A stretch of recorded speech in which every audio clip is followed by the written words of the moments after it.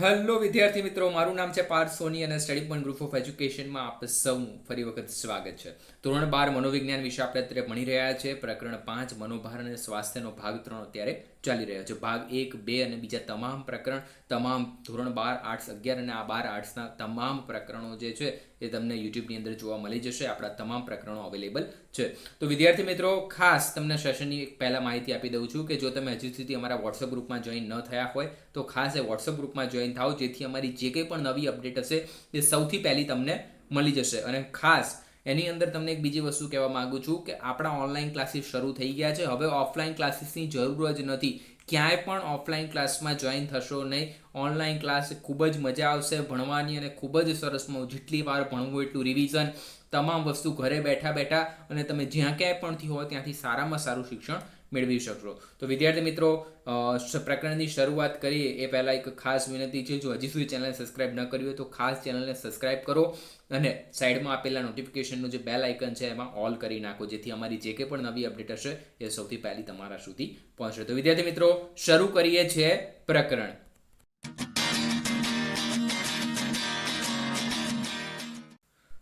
તો વિદ્યાર્થી મિત્રો, પ્રકરણ બાકી છે ત્યાંથી શરૂઆત કરી દઈએ છીએ. તો મનોભારની અસરો સુધી આપણે પ્રકરણ ચલાવ્યું હતું. હવે આની અંદર આપણે આખું પ્રકરણ કવર કરી લેવાનું છે. આખું પ્રકરણ આજે પતી જશે. તો ધ્યાનથી જોજો, આખો વિડીયો જોજો, જરા પણ સ્કીપ કર્યા વગર. પ્રકરણ ખૂબ મહત્વનું છે.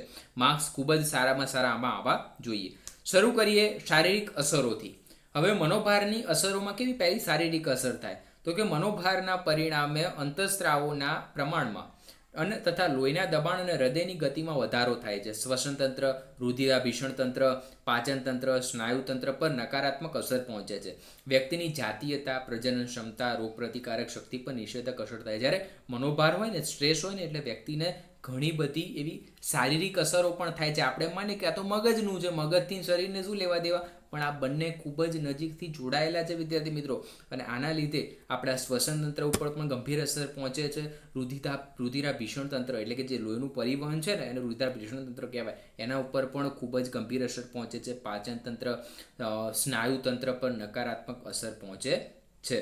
વ્યક્તિની જાતીયતા, પ્રજનન ક્ષમતા, ત્યારબાદ રોગ પ્રતિકારક શક્તિ પર નિષેધક અસર થાય છે. જે લોકો સ્ટ્રેસ વધારે લેતા હોય ને એમને રોગ પણ, જે ચેપી જેવા રોગ હોય, જે ઇન્ફેક્શનથી થતા હોય, તો એ બધા રોગો પણ એમને બહુ ઝડપી થઈ જાય છે. મનોભારની અસરો અંગેનું સંશોધન કાર્ય કેનેડિયન શરીરશાસ્ત્રી હાન્કેલી એ 1956માં કર્યું હતું અને તેણે પોતાના પુસ્તકમાં જણાવ્યું હતું કે બાહ્ય મનોભારકો કેવી રીતે આપણા સ્વાસ્થ્યને નુકસાન પહોંચાડે છે. તેમણે બધા પ્રકારોના મનોભારો સામેની શરીરની પ્રતિક્રિયાને જનરલ એપ્ટિમાઇઝ system, general adaptation system GAS એના તરફથી તેને ઓળખવામાં આવી. તેને જણાવ્યું હતું એના 3 તબક્કાઓ છે. કયા 3 તબક્કાઓ છે જોઈએ તો પહેલું અંદર જોઈએ સુરક્ષા તંત્ર અને મનોભારની અંદરનો સૌથી પહેલો છે ચેતવણીનો તબક્કો. આ તબક્કાની અંદર શું હોય કે આ તબક્કાની અંદર શરીરનું જે અનુકંપી તંત્ર હોય, ચેતાતંત્રની સામે આવેલા પડકારોને પહોંચી વળવા માટે પ્રવૃત્ત થાય છે. જે કંઈ પણ સામે સમસ્યા આવી ને એ સમસ્યાને પહોંચી વળવા માટેની શું કરે, તૈયારીઓ થાય, પ્રવૃત્તિ કરવાની થાય. એના પછી એનું ઉદાહરણ જો આપણે જોઈએ તો દાખલા તરીકે કોઈ જંગલી પ્રાણી સામે આવી જાય ત્યારે આપણે બચાવવા માટે પ્રયત્ન કરીએ તો એની અંદર શું થાય, ગમે દાખલા તરીકે તમે અત્યારે જઈ રહ્યા છો રસ્તામાં, અચાનકથી સિંહ દેખાઈ ગયો તમને, તો તરત શું થાય, આપણી એડ્રિનલ ગ્રંથિ, એપિફ્રેન અને નોર એપિનેફ્રેન હોર્મોન્સનું સ્ત્રાવ વધશે અને એના પરિણામે શું થાય, વ્યક્તિની શક્તિમાં વધારો થશે, સ્નાયુઓમાં ખેંચાણ અનુભવાશે, દુખાવા સામેની પણ સંવેદનતા ઘટી જશે, જઠર તરફથી લોહીનો પુરવઠો અટકી જશે અને લોહીનું દબાણ વધશે અને એના પરિણામે વ્યક્તિ તે પ્રાણીનો સામનો કરવા અથવા તો તેનાથી ભાગી છૂટવાનો પ્રયાસ કરે છે. આપણે જો આનું સરસ મજાનું ઉદાહરણ તમને આપું, આપણે કૂતરું ગમે ત્યારે પાછળ પડે છે ત્યારે કેવું થાય છે, એકદમ શ્વાસ ઊંચા થઈ જાય અને ગમે એવું, ભલે ને ગમે ત્યાં વાગ્યું હોય, ગમે તે થયું, હાલ દવાખાનાથી જઈને આવ્યા હોય ને તોય કેવો દોડે વ્યક્તિ, કૂતરું પાછળ પડે. તો એ શું છે, એડ્રિનલ ગ્રંથિ એને કહી દે છે કે તને જે બધું ભૂલી જાઓ, અત્યારે તમે શું ખાધું, શું કર્યું એ બધું ભૂલી જાઓ, તમને ક્યાં વાગ્યું છે, બસ અત્યારે એક જ કામ કરો, આનાથી ભાગો, દોડો. એટલા માટે મગજ શું કરશે, એક જ તરફી વિચારશે, તમે બધું જ ભૂલી જશો થોડા સમય માટે. આ છે ચેતવણીનો તબક્કો. એના પછી છે પ્રતિકારનો તબક્કો. હવે પ્રતિકારના તબક્કામાં શું હોય કે આ તબક્કામાં અનિવાર્ય એવા તણાવ સાથે ગોઠવાઈ જવાના અથવા તો તેનો પ્રતિકાર કે સામનો કરવાનો પ્રયાસ કરે છે. આ તબક્કામાં, ચેતવણીના તબક્કામાં શારીરિક પરિવર્તનો તો ચાલુ જ રહે છે, પરંતુ શરીરના બીજા બાળકોનો સામનો કરવામાં નબળું પાડે છે. હવે જો દરેક વસ્તુનો ફાયદો અને ગેરફાયદો બંને હોય છે, જે આપણને સૌને ખબર છે. તો ક્યારેક શું થાય કે અમુક વાર શરીર જે છે આ તણાવને હરાવવા માટે સામનો કરવા તૈયાર થઈ જાય, પ્રતિકાર કરવા માટે. પણ પછી શું થાય, બીજા સામે પ્રતિકારો હોય ને શરીરના, એના પ્રતિકારોને શું કરી નાખે, નબળું પાડી નાખે. દાખલા તરીકે કોઈ વ્યક્તિ કેન્સરનો ભોગ બનેલી હોય તો તેનો સામનો કરતી હોય તો તે હતાશા અને ખિન્નતાનો ભોગ સરળતાથી બની જાય છે. કે કેન્સરનો સામનો કરતાં જોડે શું થાય, હતાશા થાય અને ખિન્નતા પણ આવી જાય. આ તબક્કામાં વ્યક્તિ યંત્રવત કાર્ય કરતી હોય એવું અનુભવે છે અને કાયમ થાક અને ચિંતા અનુભવે છે. પૂરતી ઊંઘ ન લઈ શકે. ક્યારેક આમાંથી છૂટવા વ્યક્તિ વ્યસનોનો પણ સહારો લે છે અને વધુ પડતા થાકના કારણે યાદશક્તિ પણ શું પડે છે, નબળી પડે છે. આવા લક્ષણો ક્યારે જોવા મળે છે, જ્યારે વ્યક્તિ મનોભારકોનો સામનો કરતો હોય ત્યારે. એના પછી થાકનો તબક્કો. હવે આ થાકનો તબક્કો સમજવો જરૂરી છે કે આ તબક્કામાં વ્યક્તિ શારીરિક નબળાઈ અનુભવે છે, પોતાને વધારે ચિંતા રહેતી હોવાનું સ્વીકારે છે કે કંઈક મને થાય છે, કંઈક અણગમતું શરીરની અંદર થઈ રહ્યું છે એવો એને આભાસ આવી જાય. શારીરિક અને માનસિક રીતે ભાગી પડે છે, હતાશ થઈ જાય છે. મનોભાર સતત રહેતા વ્યક્તિની શારીરિક ક્ષમતા ઘટી જાય છે, શારીરિક સમસ્યાઓની સંભાવના વધે છે અને અંતે વ્યક્તિ બીમારીનો ભોગ બની જાય છે. અને સ્નાયુઓના લાંબા સમયના ખેંચાણના લીધે માથાનો, ગરદનનો દુખાવો, લોહીનું ઊંચું દબાણ, પાચન સંબંધી તકલીફો, માનસિક રોગોનો ભોગ બનવાથી વધી જાય છે. ઘણીવાર ઘણા બધાને શું થાય ખબર, ખાવાનું પાચનમાં એટલે કે ઘણી વખત એવી ખોરાક ન પચવાની થતી હોય કે ખાય કાં તો ભૂખ ન લાગે, બરાબર. ઘણી બધી એવી સમસ્યાઓ અનુભવતી. માથાનો દુખાવો ખાસ થાય, જે વ્યક્તિ સ્ટ્રેસ વધારે લેતું હોય અને માથાનો દુખાવો સામાન્ય થઈ જાય. મોટા અધિકારીઓ હોય, મોટા જે નેતા હોય, તો આ લોકો આવી સમસ્યાઓનો સામાન્ય રીતે ભોગ બની જ જતા હોય છે, કારણ કે એમના માટે શું હોય, સ્ટ્રેસ ખૂબ જ વધારે એમના ઉપર હોય છે. ત્યારબાદ હવે સમજીએ મનોશારીરિક રોગો. હવે મનોશારીરિક રોગો શબ્દ આમ સાંભળેલો હશે તમે, પણ આની અંદર સમજવા જેવું છે.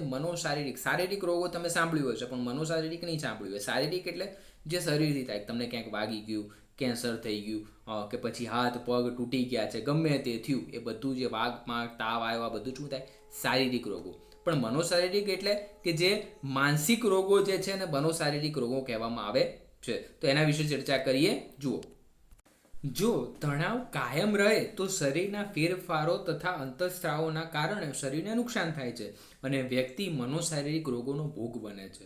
મનોશારીરિક રોગ એટલે કેવા કે એવા રોગો કે જેના કારણે મનોવૈજ્ઞાનિક છે, પરંતુ તેના પરિણામો શારીરિક સ્વરૂપમાં દેખાય છે. હવે એની જો પર્ટિક્યુલર વ્યાખ્યા આપેલી છે, વ્યાખ્યા ખાસ યાદ રાખજો. પ્રકરણમાં 2 માર્ક્સની અને 3 માર્ક્સના પેપરમાં પૂછાઈ શકે છે. મનોશારીરિક રોગ એટલે માનસિક કારણોસર ઊભા થતા શારીરિક રોગ. મગજમાં સ્ટ્રેસ ને બધું વધારે લે અને એના લીધે જે રોગ ઉત્પન્ન થાય એને માનસિક કારણોસર થતા રોગો, એને શું કહેવાય, શારીરિક રોગો કહે છે. વર્તમાન સમયમાં ઘણા લોકો હૃદય સંબંધી રોગ, બ્લડ પ્રેશર, દમન, ડાયાબિટીસ, જઠરનું ચાંદુ કે બ્રેઇન સ્ટ્રોક જેવા શારીરિક રોગોનો ભોગ બનતા જોવા મળે છે. આ બધા જે રોગો જે છે એ શેના ટકતા છે, મનોશારીરિક રોગો કહેવામાં આવે છે. હવે એની અંદર જો વારાફરતી એક મુદ્દા તરફ આપણે સમજીએ એના મનોશારીરિક રોગો વિશેને. પહેલું છે હૃદય સંબંધિત રોગ અને બ્લડ પ્રેશર. સામાન્ય સંજોગોમાં એક તંદુરસ્ત વ્યક્તિના હૃદયનો ધબકારો દર મિનિટે 70 થી 75 જોવા મળે છે અને સામાન્ય રીતે લોહીનું ઊંચું દબાણ અને ઉપરથી 80 થી 120 સુધીનું જોવા મળે છે. આ શું થાય, હૃદયના બ્લડ પ્રેશરને લગતી બીમારી છે. પરંતુ મનોભારનું પ્રમાણ વધતા લોહી ઝડપથી ગંઠાઈ જાય છે, ધમનીનું મુખ સાંકડું બની જાય છે અને ધમની સખત થતી જાય છે અને ધમનીને શરીરના ભાગોમાં લોહી પહોંચાડવા માટે વધુ કાર્ય કરવું પડે છે, જેથી લોહીનું દબાણ વધે છે. એક અભ્યાસ અનુસાર મનોભારના કારણે હૃદયરોગનું જોખમ 50% જેટલું વધી જાય છે. સ્ટ્રેસ લે એટલે હૃદયને લગતું સૌથી પહેલાં તો એને સ્ટ્રેસ પહોંચવા લાગે છે, હૃદય એનું નબળું પડી જાય છે. એટલા માટે કહે છે કે બને ત્યાં સુધી મનોભાર લેવો નહીં, સ્ટ્રેસ લેવો નહીં કોઈ પણ બાબતનો. ત્યારબાદ છે દમનના રોગ માટેના શરીરના આંતરિક અને બાહ્ય કારણો જવાબદાર હોય છે અને એમાં આંતરિક કારણોમાં મોટે ભાગે મનોભાર જવાબદાર હોય છે. મોટા ભાગે દમનની અંદર શું હોય કે મનોભારના લીધે જ દમન થાય છે. અને એક અભ્યાસ મુજબ તો જે બાળકોને વારંવાર દમનની તકલીફ થતી હોય ને તેમનામાં મુખ્યત્વે લાગણી સંબંધિત મનોભાર જે છે જવાબદાર હોય છે, અને આ રોગો ધરાવતા બાળકોના પરિવાર અને માતા પિતાને કૌટુંબિક મનોપચાર આપવામાં આવે તો બાળકના દમનના રોગ પર કાબૂ મેળવી શકાય છે. અને આ પ્રમાણે દમનનો રોગ ધરાવતા ઘણા દર્દીઓ મનોભારનું વ્યવસ્થાપન કરવાની તાલીમ આપવામાં આવે તો દમનના હુમલા ઘટાડી શકાય છે. આ થયું દમન. એના પછી હવે સમજીએ મધુપ્રેહ, જેને આપણે અંગ્રેજીમાં કહીએ છીએ ડાયાબિટીસ. ટાઈપ 2 પ્રકારનો જે ડાયાબિટીસ છે ને એ ડાયાબિટીસ મોટે ભાગે મનોભાર સાથે સંકળાયેલો છે, અને ડાયાબિટીસના દર્દીઓ ઉપર મનોભારની વિપરીત અસર પડે છે. મનોભાર પરિણામે સ્વાદુપિંડની કાર્યક્ષમતા પર અસર થતાં ઇન્સ્યુલિનને યોગ્ય માત્રામાં ઉત્પન્ન થતું નથી અને લોહીમાં ગ્લુકોઝના પ્રમાણમાં વધઘટ થાય છે. ખાસ ધ્યાન આપજો, ખાસ મહત્વનું છે. શું છે કે મનોભારના પરિણામે સ્વાદુપિંડ, શરીરની અંદર સ્વાદુપિંડ હોય, જ્યારે જઠરની એની ઉપરની સાઈડ સ્વાદુપિંડ, એની કાર્યક્ષમતા ઉપર અસર થાય એટલે ઇન્સ્યુલિન જે હોય એની યોગ્ય માત્રામાં ઉત્પન્ન થતું નથી અને શરીરની અંદર શું થાય, ગ્લુકોઝનું વધઘટ થાય. અને આવા દર્દીઓમાં પણ મનોભારનું પ્રમાણ ઘટે તો ડાયાબિટીસ નિયંત્રણમાં આવી શકે છે. એના પછી જઠરનું ચાંદુ, કે મનોભારના પરિણામે વ્યક્તિના જઠરમાં એસિડનો સ્ત્રાવ અને પ્રમાણ વધે છે. ત્યારે જો વ્યક્તિ પૂરતા પ્રમાણમાં ખોરાક ન લે તો તેના પરિણામે જઠરની દિવાલોમાં ચાંદુ પડે છે. સ્ટ્રેસ હોય ને એટલે વ્યક્તિને શું થાય, એક તો ખાવું પહેલાં તો ગમે નહીં, પણ છતાંય વ્યક્તિ જો ન ખાય સ્ટ્રેસના લીધે, અને એના લીધે શું થાય, શરીરની અંદર એસિડો હોય, એસિડ શરીરના જઠરની અંદર પડી જાય એટલે શું થાય, જઠરની દિવાલોમાં ચાંદુ પડે, એસિડ વલોવાય પેટમાં, અને જેને જઠરનું ચાંદુ અથવા તો અલ્સર કહેવામાં આવે છે. ઉચ્ચ પદ પર કાર્ય કરતા લોકો કે જેઓ ઉપર કામનું વધારે ભારણ હોય તેઓ અલ્સરનો ભોગ વધુ બનતા હોય છે, જઠરની અંદર ચાંદા પડી જાય છે. એના પછી સમજીએ મગજનો હુમલો. હવે મગજનો હુમલો એટલે કે મગજને પડતો જે લોહીનો પુરવઠો હોય ને અવરોધ થાય કે પછી ઘટે ત્યારે મગજનો હુમલો થાય છે, અને તેમાં મગજને ઓક્સિજન કે પછી જરૂરી તત્વો ન મળતા મગજના કોષોને નુકસાન પહોંચે છે અને તે નાશ પામે છે. અને એના કારણે શું થાય, ધમનીઓમાં અવરોધ થતા અથવા તો મગજને લોહી પહોંચવાની નળીઓ જે છે એ હેમરેજ જોવા મળે છે. ક્યાંક જે આપણે કહીએ છીએ ને મગજનું હેમરેજ થયું, તો કે હેમરેજ એટલે શું થાય કે અમુક નસોમાં હૃદયની જે નસો હોય મગજની, એ મગજની નસોની અંદર લોહી પહોંચે નહીં પર્ટિક્યુલર, એટલા માટે આ સમસ્યા જોવા મળે છે.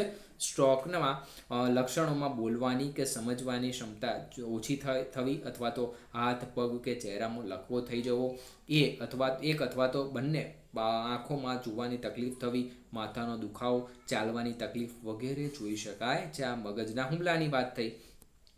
એના પછી સમજીએ મનોવૈજ્ઞાનિક અસરો. હવે મનોવૈજ્ઞાનિક અસરો કેટલી, તો કે મનોભારની શારીરિક અસરોના પરિણામે અનેક પ્રકારની મનોશારીરિક રોગો થવાની શક્યતા છે, જેના પરિણામે મનોવૈજ્ઞાનિક અસરોથી વ્યક્તિની માનસિક બાબતો પર નકારાત્મક અસર થતી જોવા મળે છે, અને એનો ખિન્નતા, ડિપ્રેશન, નિર્ણય પ્રક્રિયા પર અસર જોવા મળે છે, સમસ્યા ઉકેલમાં ખલેલ જેવા સમાયોજનલક્ષી સમસ્યા જોવા મળે છે. આ છે મનોવૈજ્ઞાનિક અસર. આપણે અંદરની ચર્ચા કરી રહ્યા છીએ. એની અંદર પહેલો મુદ્દો છે ખિન્નતા. કોઈપણ વ્યક્તિ મનોભારના ત્રીજા તબક્કામાં લાંબા સમય સુધી રહે ને એટલે શરીરના અંતઃસ્ત્રાવમાં ફેરફાર થાય છે, અને એની સીધી અસર વ્યક્તિના મનોભાવો કે લાગણીઓ ઉપર થાય છે. વ્યક્તિ જ્યારે કોઈ જરૂરિયાતથી વંચિત રહે અથવા તો ત્યારે હતાશાનો ભોગ બને છે, અને હતાશા લાંબા સમય સુધી ચાલે તો વ્યક્તિમાં ખિન્નતા જોવા મળે છે. અને એમાં પણ જેમાં વધારે પડતી ચિંતા, પાચન ક્રિયામાં તકલીફ, ઊંઘમાં મુશ્કેલી, કોઈ કાર્યમાં રસ ન પડવો, અશક્તિ, અપરાધ ભાવની લાગણીઓ, મૃત્યુના વિચારો, એકાગ્રતાનો અવરોધ જેવા લક્ષણો જોવા મળે છે. અને તેથી તેની તીવ્રતા વધે તો વ્યક્તિમાં આનંદ, રસનો અભાવ, પ્રવૃત્તિઓથી દૂર રહેવાનું વલણ, એના પછી વજનમાં ઘટાડો, સ્પષ્ટ વિચારવાની અશક્તિ, નિરર્થકતાનો અભાવ, મૃત્યુ કે પછી આત્મહત્યાના વિચારોનું પ્રાધાન્ય જોવા મળે છે. મોટા ભાગે જે આત્મહત્યા કરે ને એની અંદર મોટા ભાગના વ્યક્તિઓ આ ખિન્નતાનો અનુભવ કરતા હોય છે. એ પોતાની જાતને શું માને, એ પોતાની જાતને જેમ માને છે કે જે છે મને કશું ખબર જ પડતી નથી, એવી રીતની ભાવ અનુભવે છે. એના પછી નિર્ણય પ્રક્રિયા પર અસર. વ્યક્તિમાં મનોભારનું પ્રમાણ વધતા તેની નિર્ણય લેવાની સમસ્યા ઉપર નકારાત્મક અસર પડે છે. નિર્ણય લેવા માટે પરિસ્થિતિનું યોગ્ય વાસ્તવિક મૂલ્યાંકન, પોતાનું યથાર્થ પ્રત્યક્ષીકરણ અને બંનેના આધારે નિર્ણય લેવા માટે સ્વાસ્થ્ય અને શાંત ચિત્તે સર્વગ્રાહી વિચારવું જરૂરી છે. જ્યારે તીવ્ર મનોભારની પરિસ્થિતિમાં વ્યક્તિ તાર્કિક રીતે વિચારી શકતો નથી. આથી તેની નિર્ણય પ્રક્રિયા પર અસર થાય છે. એના કારણે એ નિર્ણયો લેવાનું ટાળે છે કે નિર્ણય માટે અન્ય ઉપર આધારિત બની જાય છે. વ્યક્તિ મનોભારનો અનુભવ કર્યો હોય, મનોવૈજ્ઞાનિક સમસ્યાઓથી પીડાતો હોય ત્યારે શું થાય સમસ્યા એની કે નિર્ણય પ્રક્રિયા પણ અસર થાય છે. સમસ્યા ઉકેલમાં ખલેલ. સમસ્યા ઉકેલ ન આવે એની અંદર જો સમસ્યા અમુક એવા કોયડાઓને એવું કે પછી આપણે એમ કહીએ કે અમુક જીવનને લગતી બાબતો એની અંદર એ ઉકેલ ના લાવી શકે સમસ્યાનો. મનોભારની પરિસ્થિતિમાં વ્યક્તિની સમસ્યાનો ઉકેલની શક્તિ પણ કંઠિત થાય છે. સમસ્યા ઉકેલ માટે વિચાર કરવો, તેના વિધાયક અને નિષેધક પરિણામો વિચારવા, પ્રયત્નો વધારવા અને ભૂલો ઘટાડવા જવું જરૂરી છે.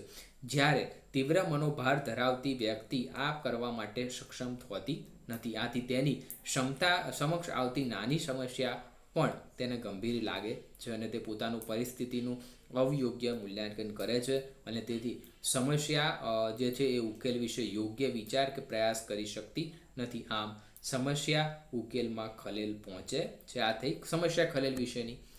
ત્યારબાદ સમાયોજનલક્ષી પ્રશ્નો. સમાયોજનલક્ષી એટલે કે સમાયોજન એટલે આપણે કહીએ તો કે બદલાતા વાતાવરણ સાથે પોતાની જાતને ગોઠવવી અથવા તો બદલાતી પરિસ્થિતિને પોતે અનુકૂળ થવું. તીવ્ર મનોભાર ધરાવતી વ્યક્તિમાં અનેક પ્રકારના મનોશારીરિક પરિવર્તનોને કારણે તેની શક્તિ, ક્ષમતા, કાર્ય કરવાની ક્ષમતા, વિચારવાની ક્ષમતા, આત્મવિશ્વાસ વગેરે પર નકારાત્મક અસર થતી હોવાથી સ્થગિતતા અનુભવે છે. આ થયા સમાયોજનલક્ષી પ્રશ્નો વિશેની. એની અંદર પણ કેવા તો કે જીવનમાં આવતા નાના નાના પરિવર્તનો પણ એ સહન કરી શકતો નથી અને તેનું લાગણી તંત્ર અત્યંત ઉત્તેજિત હોવાથી ભય, ચિંતા, આશંકતાના કારણે તે પોતાનામાં ફેરફાર કરી શકતો નથી. આથી અનેક પ્રકારની સમસ્યા જે છે સમાયોજનલક્ષી સમસ્યા ઊભી થાય છે અને સમાજમાં સરળતાથી સમાયોજન પણ સાધી શકતા નથી. કોઈ બીજા વ્યક્તિની સાથે જે કહીએ કે જેવું પરિવર્તન થવું જોઈએ પરિવર્તન એનામાં થાય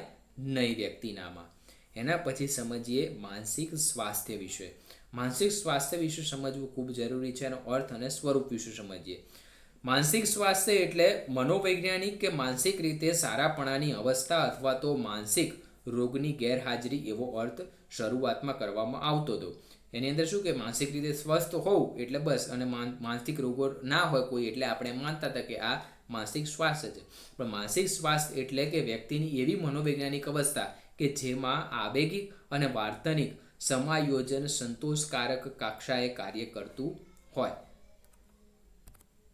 જુઓ એની અંદર કહ્યું તો કે વિધાયક મનોવિજ્ઞાનની દ્રષ્ટિએ માનસિક સ્વાસ્થ્ય એટલે વ્યક્તિની જીવનમાં આનંદ પ્રાપ્ત કરવાની શક્તિ અને જીવનની પ્રવૃત્તિઓ તથા મનોવૈજ્ઞાનિક સ્થિતિસ્થાપકતા પ્રાપ્ત કરવાના પ્રયાસો વચ્ચે સમતુલ્યતા સ્થાપિત કરવી. WHO મત મુજબ માનસિક સ્વાસ્થ્યની વ્યાખ્યા એટલે કે અહીંયા જો આ વ્યાખ્યા પૂછાશે કે WHO માનસિક સ્વાસ્થ્યની વ્યાખ્યા કઈ આપી દીધું કે વ્યક્તિની શારીરિક, માનસિક, સામાજિક અને આધ્યાત્મિક દ્રષ્ટિએ સંપૂર્ણ સ્વાસ્થ્યપણે સારાપણાની અવસ્થા, જેને આપણે શું કહીએ છીએ કે માનસિક સ્વાસ્થ્ય કહીએ છીએ. એના પછી માનસિક સ્વાસ્થ્ય એટલે તંદુરસ્ત વ્યક્તિત્વ વિકાસ અને માનસિક રોગોના હુમલાથી બચવા માટેનો વ્યવસ્થિત વૈજ્ઞાનિક પ્રયત્ન, જેને J.C. કોલમેને આપેલો છે. આમ માનસિક સ્વાસ્થ્યમાં માત્ર માનસિક રોગો કે સમસ્યા વિનાની જે છે અવસ્થા એવો સંચિત થતો નથી, પરંતુ વર્તમાન સમયમાં વ્યક્તિની પોતાની મહત્તમ શક્તિઓના વિચારની ચરણસીમા એવી પણ અભિપ્રેત થાય છે. આ બધી બાબત શું છે આમ કહેવા માંગે છે કે આને આપણે માનસિક સ્વાસ્થ્ય કહી શકીએ. એના પછી આપણે સમજીએ કે જેમ જેમ સામાજિક પરિસ્થિતિ બદલાય છે, માનસિક મૂલ્યો બદલાય છે, તેમ માનસિક સ્વાસ્થ્યનું સ્વરૂપ પણ બદલાય છે. અહીં એવું બનવાની પણ શક્યતા છે કે માનસિક સ્વાસ્થ્ય એક સ્વરૂપ જે એક સમાજમાં સ્વીકૃત ગણાતું હોય તે બીજા સમાજમાં અસ્વીકૃત ગણાતું હોય. આથી માનસિક સ્વાસ્થ્યની બાબત ઉપર જ્યારે આપણે ચર્ચા કરીએ ત્યારે આખરી સ્વરૂપ નક્કી કરવું હોય તો ત્યારે તે સમાજનું નીતિશાસ્ત્ર પણ મહત્વનો ભાગ ભજવે છે. આ પ્રમાણે સમાજની માનસિક સ્વાસ્થ્ય નક્કી કરનારાની સ્થિતિ બદલાય તો પણ તેનું સ્વરૂપ બદલાવાની શક્યતા છે. દાખલા તરીકે DSMના જૂના સંસ્કરણો અમુક માનસિક લક્ષણોના મનોવિકૃતિ તરીકે ગણાવતા હતા. બાદના અદ્યતન સંસ્કરણોમાં મનોવિકૃતિ વગેરે સામેલ કરવામાં આવતા નથી. પહેલાં એવી બાબતો હતી કે જેને આપણે માનસિક વિકૃતિ કહેતા હતા, પણ હવે અમુક બાબતો એવી છે જ નહીં કે જેને માનસિક વિકૃતિ ગણવામાં આવે. એના પછી હવે એક બીજો બહુ જ મહત્વનો ટોપિક આપણે વિદ્યાર્થી મિત્રો લઈ રહ્યા છે, જે જીવનમાં પણ ઉપયોગી રહેશે, બધી જ રીતે તમારે ઉપયોગ રહેશે. એ છે માનસિક સ્વાસ્થ્ય સુધારણાના ઉપાયો. આપણે વારાફરતી એક મુદ્દાની વિસ્તૃત આપણે ચર્ચા કરવાના છીએ. ખૂબ સમજજો, ખાસ મહત્વનું છે. અહીંયા તમારે ઘણા બધા પ્રશ્નો પૂછાશે આમાંથી, અને આજ ઘણી વાર પૂછે કે માનસિક સ્વાસ્થ્ય સુધારણાના ઉપાયો જણાવો. 5 માર્ક્સનો પ્રશ્ન આવશે. માર્ક્સ કવર કરવા હોય તો શાંતિથી આખું જોજો, એટલે સંપૂર્ણ ખ્યાલ આવી જશે. 5 માર્ક્સ જતા કરવાના નથી વિદ્યાર્થી મિત્રો, શાંતિથી જુઓ. વારાફરતી આપણે જોઈએ એક મુદ્દાઓને. આપણે સૌથી પહેલો મુદ્દે લઈએ આહાર. આહાર વિશે આપણા ગુજરાતીની અંદર કહેવત છે જ કે અન્ન એવો ઓળકાર, અન્ન એવું મન, જે આપણે ઘણા વર્ષોથી આપણે કહેલું જ છે. અને આ કહેવત મુજબ વ્યક્તિનો આહાર તેનું માનસિક સ્વાસ્થ્ય નક્કી કરે છે. આ માટે વ્યક્તિનો સમતુલ આહાર હોવો જરૂરી છે. માનસિક સ્વાસ્થ્ય સુધારવું હોય ને તો એક ખોરાક જે છે, આહાર આપણો, એ પણ જે આપણે કહીએ કે જે આપણે સમતોલ હોવો જોઈએ. એની અંદર પણ ઘણા બધા આપણે જે જરૂરી તત્વો છે હોવા જોઈએ એવો ખોરાક લેવો જોઈએ, જેમાં જરૂરી માત્રામાં મિનરલ્સ, પ્રોટીન હોય અને જેના પરિણામે શરીરની યોગ્ય જે પ્રમાણમાં પોષક તત્વો પ્રાપ્ત થતા હોય. આપણે જરૂરિયાત મુજબની કેલરીવાળો, ચરબી અને શર્કરાનો ઓછો પ્રમાણવાળો ખોરાક લેવો જોઈએ. ખોરાકના પરિણામે શરીરમાં સારી રાસાયણિક પરિવર્તનો થાય છે, જ્યારે જરૂરિયાત રાસાયણોના અભાવે બિનજરૂરી રાસાયણોના પરિણામે શરીરને નુકસાન થાય છે. ક્યારેક શું હોય કે જરૂરી રાસાયણો ન મળે અને બિનજરૂરી રાસાયણો શરીરની અંદર થાય તો એના કારણે ઘણા બધા રોગો ઉત્પન્ન થાય છે, જે માનસિક સ્વાસ્થ્યની અંદર પણ એટલા જ હાનિકારક બને છે. ત્યાર પછી છે કસરત. આ જે બાબત જે છે એ આપણા સમાજની અંદર ઘણા વર્ષોથી આપણે પ્રચલિત થઈ રહી છે કે જે આપણે આપણા દેશની વાત કરીએ તો આપણા દેશોની અંદર વર્ષોથી કહેવામાં આવેલું છે કે કસરત, યોગ અને પ્રાણાયામને બને એટલો વધારે એને જીવનચર્યામાં લાવો. નિયમિત કસરત માનસિક સ્વાસ્થ્ય માટે ઉપયોગી છે. કસરત કરવાથી લોહીનું પરિભ્રમણ વધે છે, મગજને વધારે લોહી અને પ્રાણવાયુ પ્રાપ્ત થાય છે, જેથી તેની કાર્યક્ષમતા વધે છે. નિયમિત કસરતથી જે છે એ સ્નાયુઓ તણાવમુક્ત થાય છે. લોહીના પરિભ્રમણથી લોહીમાં ભેગા થયેલા કચરાનો ઝડપથી નિકાલ થાય છે. એન્ડોર્ફિનનું પ્રમાણ પણ લોહીમાં વધતા માનસિક સારાપણાની લાગણી વધે છે. જ્યારે દરેક વ્યક્તિએ રોજની ઓછામાં ઓછી 40 મિનિટ વ્યાયામ અથવા તો રમતગમત માટે ફાળવવી જોઈએ. આ થઈ કસરત બાબતેની બાબત. કસરત પણ ઘણું સ્વાસ્થ્ય આપણું સારું કરે છે. હવે એક આવે છે યોગ અને ધ્યાન. આજે મોટાભાગના લોકો આધુનિક જીવન પદ્ધતિને કારણે તણાવમાં જીવે છે અને એના પરિણામે માનસિક સ્વાસ્થ્ય પર વિપરીત અસર થાય છે. માનસિક સ્વાસ્થ્યની જાળવણી માટે ભારતે વિશ્વને આપેલી ભેટ એવા યોગ અને ધ્યાનનો સૌએ ઉપયોગ કરવો જોઈએ. પતંજલિ ઋષિએ અને અનેક મહાન ઋષિ મુનિઓએ તથા તપસ્વીઓએ આપેલી યોગની ભેટ વિશ્વભરમાં પ્રચલિત છે. સમગ્ર વિશ્વમાં 21મી જૂન વિશ્વ યોગ દિવસ તરીકે ઉજવવામાં આવે છે. યોગ અને ધ્યાન એ જીવનમાં જે છે વ્યક્તિ એના સમાવેશ પામે તો માનસિક સ્વસ્થ થવાની સંભાવના ખૂબ જ વધી જાય છે. ધ્યાનથી મનમાં પરમ શાંતિનો અનુભવ થાય છે. વ્યક્તિનું મન જાગૃત અને સુષુપ્ત અવસ્થામાં પણ સતત ક્રિયાશીલ રહે છે. આથી ખૂબ જ ઉર્જા શક્તિઓનો જે છે એ સંચય થાય છે. જો મનને થોડીક સેકન્ડો માટે પણ બંધ રાખી શકાય અને વિચારો પણ નિયંત્રિત કરી શકાય તો ખૂબ જ વધારે શક્તિનો બચાવ થઈ શકે છે. ધ્યાન વિચારોને અટકાવવાની કે કેન્દ્રિત કરવાની પ્રક્રિયા છે. જે પણ કાર્ય કરતા હોઈએ તે સંપૂર્ણ એકાગ્રતાથી પણ કરવું જોઈએ. ત્યારબાદ જીવનશૈલીમાં પરિવર્તન. અત્યારની આધુનિકરણ અને શહેરીકરણ તથા ભૌતિક સુખ સુવિધાના સગવડોના પરિણામે લોકોના જીવનમાં ખૂબ જ પરિવર્તન આવ્યું છે. વાહનો, ટીવી, ઇન્ટરનેટ વગેરેના પરિણામે લોકોની ચાલવાની ત્યારબાદ ખાવાની સૂવાની આદતો બદલાઈ ગઈ છે અને જેથી માનસિક સ્વાસ્થ્ય પર અસર પડે છે. જીવનશૈલી પરિવર્તન પણ એક મહત્વનો ભાગ ભજવે છે.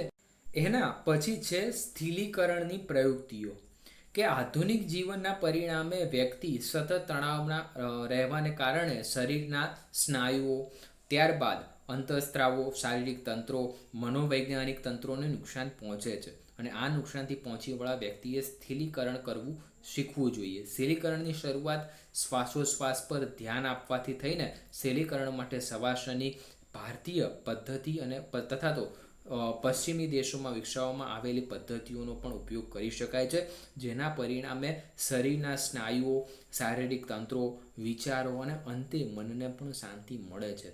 તેથી તાજગીનો અનુભવ થાય છે, મનના વિચારો ઓછા થતાં મન શાંત પણ થાય છે. એના પછી સકારાત્મક અભિગમ. સકારાત્મક અભિગમ ધરાવતી વ્યક્તિ આશાવાદી હોય છે. સકારાત્મક અભિગમ એટલે કે પોઝિટિવ થિંકિંગ જેને આપણે કહીએ છીએ ને, એ સકારાત્મક અભિગમનો અર્થ એ છે કે જીવનની અણગમતી અને મુશ્કેલ પરિસ્થિતિઓ તથા તો મુશ્કેલ પરિસ્થિતિને પણ સકારાત્મક રીતે તથા સર્જનાત્મક સ્થિતિ તરીકે જોવી અને તેને મુજબ વર્તવું.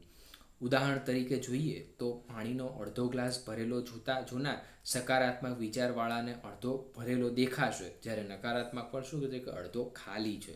આ જ પ્રમાણે જીવનની પરિસ્થિતિનું પણ મૂલ્યાંકન કરે છે. આ જ પ્રમાણે તે જીવનની પરિસ્થિતિનું પણ મૂલ્યાંકન કરશે.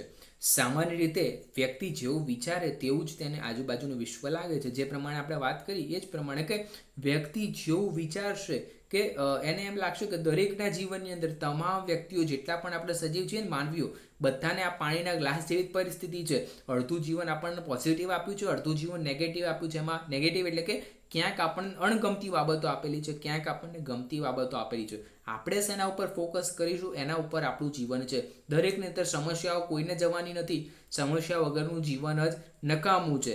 સામાન્ય રીતે આપણે જે વાત કરી એ જ મુજબ કે આપણે જેવું વિચાર જેવી દ્રષ્ટિ એવી સૃષ્ટિ નથી કહેતા કે વ્યક્તિને પોતાના વિચારો મુજબ જ અનુભવો થતા હોય છે. મનમાં ચાલતા સકારાત્મક વિચારો વ્યક્તિને આશાવાદી બનાવે છે. આ થઈ સકારાત્મક અભિગમ વિશેની બાબત. એના પછી સંગીત. સંગીત એક જીવનનો બહુ જ મહત્વનો પાયો છે કે સંગીત મનનો ખોરાક છે. સંગીતથી મગજના તરંગોમાં ફેરફાર કરી શકાય છે. સંગીતને પરિણામે મગજના તરંગોમાં થયેલા ફેરફારો સંગીત બંધ થયા પછી લાંબા સમય સુધી ચાલુ રહે છે અને આથી તેનાથી મુક્તિ તણાવ મુક્ત લાંબી ટકે છે. શરીર તથા મન પર સંગીતની ઊંડી અસર પડે છે અને સંગીતની એકાગ્રતામાં પણ વધારો થાય છે. વિચાર શક્તિ ઉત્તેજિત થાય છે. હળવું સંગીત મગજના તરંગોને શાંત કરે છે અને સંગીતથી સ્વયં સંચાલિત ચેતાતંત્ર પર અસર કરે છે. સંગીત જે આપણા જે કહેવાય કે વર્ષોથી બહુ જ આપણે કહેવાય કે હજારો વર્ષો પહેલાંની આપણી આ સંગીત જે છે ને આપણે સ્વીકાર્યું છે. સંગીતના સાધનો પણ આપણી પાસે એટલા જ અવેલેબલ હતા વર્ષો પહેલાં પણ. તો સંગીત જે છે એ એક ખૂબ જ આપણા જીવનમાં મહત્વનો ભાગ ભજવે છે. સંગીતને લીધે તણાવની સ્થિતિ પર કરતાં વિપરીત ફેરફારો થતા ફાયદો પણ થાય છે. સંગીતને પરિણામે મનની સકારાત્મક વિચારસરણી વધે છે. માનસિક શાંતિ, સ્થિરતાનો અનુભવ થાય છે. સર્જનાત્મકતા વધે છે. રોગપ્રતિકારક શક્તિમાં વધારો થાય છે. આથી જ હવે અમુક પ્રકારના રોગો જેવા કે કેન્સર, ખિન્નતા, અનિદ્રા વગેરેમાં સંગીતોચ્ચારની વિધાયક અસર થતી જોઈ શકાય છે. એના પછી જે આપણે કહીએ કે સમયનું વ્યવસ્થાપન. હવે વિશ્વની જેટલી પણ વ્યક્તિ છે, તમે ટોચની વ્યક્તિ લો કે ગરીબ વ્યક્તિ લો, સમય કોઈને એક્સ્ટ્રા આપ્યો છે? 18 વર્ષનો એક વ્યક્તિ ગરીબ છે, 18 વર્ષનો એક વ્યક્તિ એને સમયનું વ્યવસ્થાપન કરીને કરોડપતિ છે કે પછી એને સારામાં સારું કોઈ પણ જગ્યાએ એને કારકિર્દી પ્રાપ્ત કરી છે.